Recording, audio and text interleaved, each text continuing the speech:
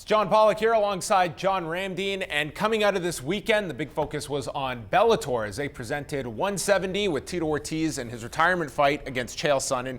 And to me, the most important thing was what kind of an audience this would attract. It ended up with the entire show averaging just under 1.4 million viewers, peaking for the main event with 1.8 million. So a very good number for Bellator. This would be their third most watched fight of all time. Not at the Kimbo numbers, but this is right in line with what Tito Ortiz and Stephan Bonner did. So do you view this as a success, or were you anticipating higher? No, this is awesome. This is what I'm sure Coker's thrilled with, especially when you look at the fact that 1.8 was the peak of the main event. So most people that were tuning in for this product, that's what they're tuning in for. Tito Ortiz, Chael Sonnen. The fact that 1.4 million people tuned in to see Paul Daly and Brennan Ward, that's the best number, because that's the future. That's who, if you're a fan of mixed martial arts, you tune into this, you've never seen the product before. So, oh, Tito Ortiz, that guy, wasn't that the UFC guy? Chael Sonnen, wasn't that the UFC guy?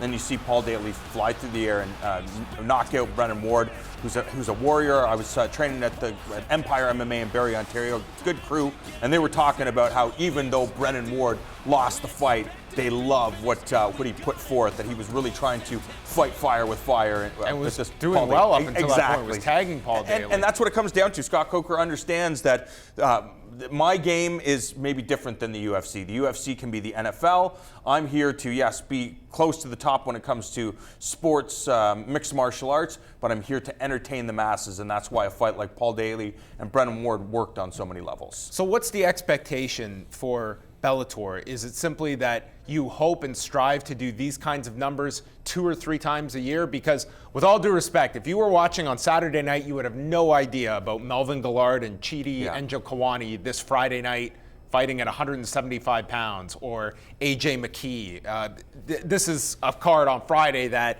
I mean, this will be the polar opposite number-wise. I mean, to me, I think Bellator does a very good job of these big events, of making them feel big, and also not just doing that, but also announcing your next big fights. They promoted King Mo and Quinton Jackson. They promoted Fedor and Matt Mitrione.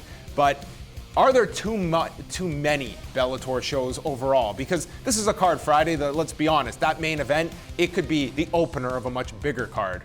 Yeah, the reality is, though, that you're trying to develop talent, right? Because once the Fedors are gone and the Chael Sonnens and Tito Ortizes, you need to have your own crop of talent, and that's what Coker's doing. He's putting a lot of these guys. How many fights were on this past card? 18 fights or something like that? 15 fights? You're trying to see who the next big star is. And again, a number of years ago, the UFC was really the only destination for mixed martial arts fans.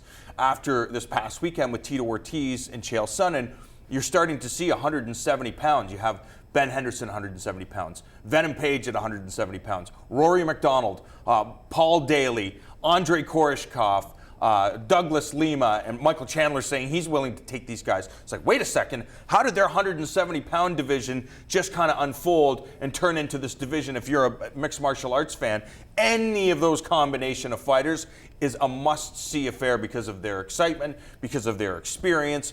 And that's what I think the future of Bellator will be. You have to use these aging stars, the bigger names, to try to showcase to the masses that you do have an awesome stable of young fighters, talented fighters, experienced fighters that are going to put on a hell of a show. Yeah, I think that's ultimately the goal here, because your Chael Sonnens are not going to last forever. As you look to the next big event for Bellator is February the 18th with Fedor and Matt Mitrione.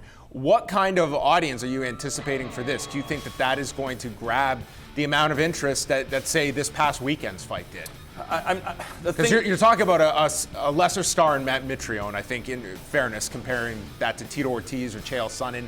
Fedor, what do you sense is the interest in Fedor in 2017 after you've seen him with the Fabio Maldonados of the world? Yeah, I understand what you're saying, but it really feels like Fedor, just like the whole BJ Penn thing, and I know a lot of people weren't satisfied with the numbers, but Fedor just seems to be a different type of fighter. People, if you are really into mixed martial arts, you love the growth of mixed martial arts, you love the history of mixed martial arts, whether it be rings or Pride Fighting Championships or Strikeforce or Affliction, and the battle between M1 and the UFC to get the rights for Fedor. People love Fedor because of what he brings, whether he wins or loses, and his mentality. It's like, I never said I was the greatest of all time. I just come in, flip the switch, try to smoke whoever's in front of me, and put on a show for all my fans, and that's what people love. And even when he gets beaten up, you go into that tournament, you get smoked and decimated by Bigfoot Silva. It's like, that's the way it works. Dust yourself off, get back into the ring or cage, and go to work. So that's the one thing about Fedor.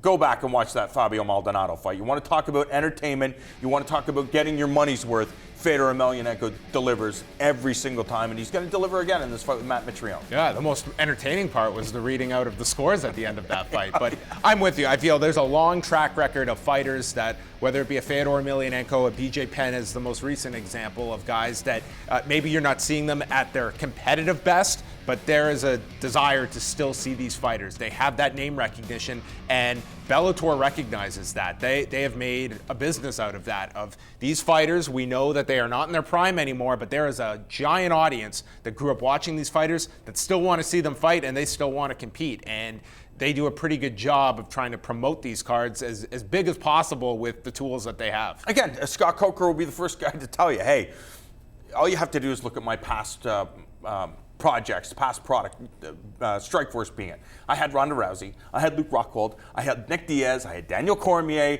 He can go on and on. I had some of the most exciting, biggest name fighters in the world. Now I'm just starting from scratch. I inherited this Bellator thing. They had the existing stars. I still have my relationships with Alliance in San Diego and AKA in San Jose and all the other gyms that are along California and across the US and Canada and globally. And we're going to try to build the brand that people recognize. They understand that, I showcase Kimbo Slice fights. I showcase Nick Diaz fights. We're here to entertain the crowd and make sure when they leave the venue or they stop watching on Spike TV or Showtime or whatever it was, they're like, wow, that's a world-class product. Last thing, at what weight class and with which opponent do you match Chael Sonnen with next? I think personally, he said it at the post-fight press conference. I mean, it writes itself. If you can somehow get a fight between Wanderlei Silva and Chael Sonnen, that's what Bellator is looking for. That's what the mixed martial arts hardcore fans, I'm sure that's what the casual fans are looking for. Seeing Wanderlei push Chael Sonnen, I guess they don't have that viz, but Chael Sonnen will just create a new narrative. Wanderlei Silva He'll go back to his basement and have those subtitled videos coming out on a weekly basis. Exactly.